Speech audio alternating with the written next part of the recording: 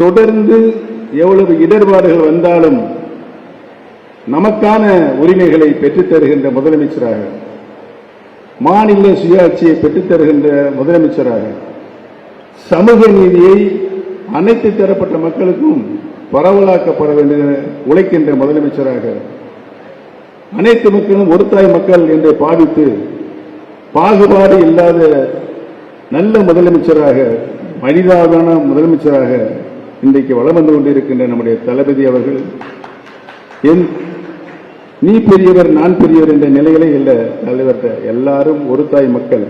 சமநீதியோடு மக்கள் வாழ வேண்டும் என்ற கொள்கையின் அடிப்படையில் பெரியார் என்ற பகுத்தறிவினை இன்றைக்கு நிலைநிறுத்துகின்ற தலைவராக வலம் வந்து கொண்டிருக்கின்றார் என்பதையும், கல்வியில் மாணவ செல்வங்களுக்கு அனைத்து நிலைகளிலும் பல்வேறு நிதி உதவி தந்து அவர்கள் உயர்கல்வி வரை இலவச கல்வியை தருகின்ற முதலமைச்சராக,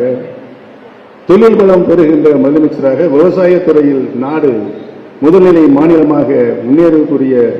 கடமை செய்கின்ற முதலமைச்சராக, கூட்டணி அமைத்து அந்த கூட்டணியிலிருந்து ஒரு கட்சி கூட வெளியேறி போகாத கட்டுக்கோப்போடு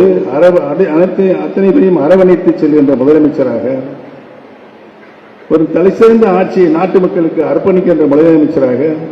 நம்முடைய தளபதி இன்றைக்கு ஒரு சிறப்பான ஆட்சியை நடத்தி கொண்டிருக்கிறார். என்ற சூழ்நிலையில் 5 ஆண்டுகள் கடந்து